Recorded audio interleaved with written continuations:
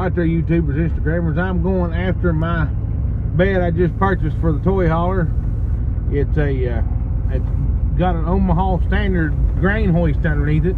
It is a 15-foot flatbed. So we're going to go after it, go pick it up, and I'll show you when we get there. Real quick, when you were backing up to the front.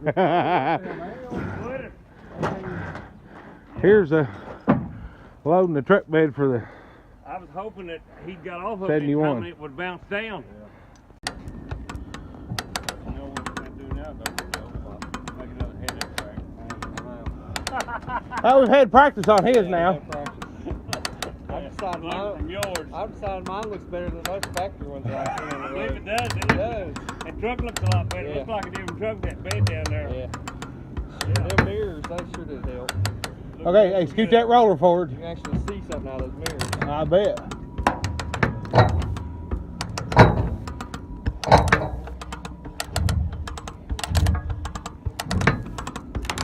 Wait a minute. Did he go that way some? It could go that way a little bit. Well, here we go. Yeah.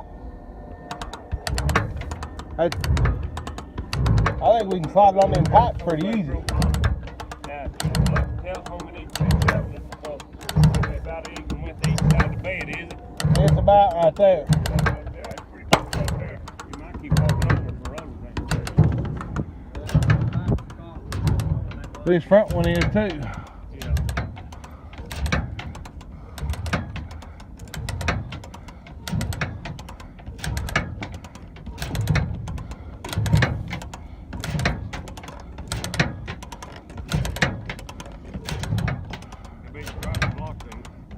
Probably.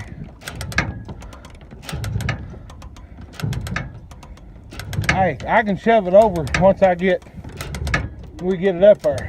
Well, that one road back there ain't rolling. It's stopped. It's coming off the back.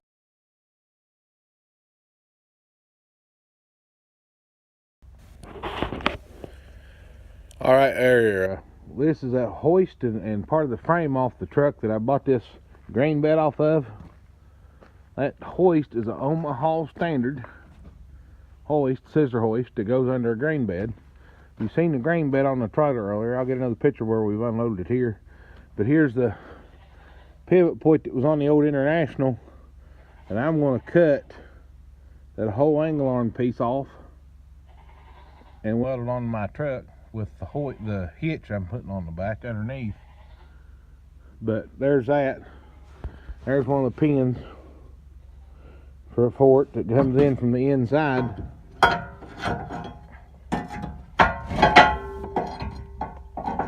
Like so. Well, let me get it angled right. The plates are off center, so there we go. The pin won't do more than this in these ears, but in this piece that bolts on the bed, it will actually pivot on the pin like it's supposed to. And here has been, see the hole? Has been a place for a grease fitting. To grease these, that'll get cleaned out and a new grease fitting put in before it's bolted back on the bed. But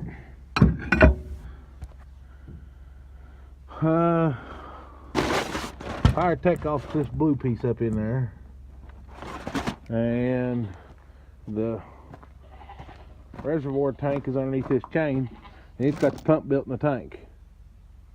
So there it is. But it's a start for the big toy hauler. See ya. Hey, here's some more information on that corn bed and hoist I picked up today for the toy hauler. This is the hydraulic tank with a built-in hydraulic pump. Pump's mounted in the end of the tank. Here's your fill and breather tube. Here's your valve up and down. And I was wanting to show you is all this grease that's caked on. It was caked all over this thing. You can see what I've cleaned off just off the tailgate of the truck. But look at the stickers that were protected by all that grease. There's 3 of them on it and they're still legible. This one I think I put a hole in. I'm not 100% sure. There it is. But you can still read it. And then here is this one. Oh, it's pretty slick. The stickers to be that clean looking and crisp. But here's where I've cleaned the end off on the top, the back side. But I just taken a whole piece of scrap metal instead of getting a putty knife. I had this piece of metal in the truck, and you can see what it looks like. But I'm gonna get off here and finish cleaning it, and you've seen the rest of it, so you know. Thank you.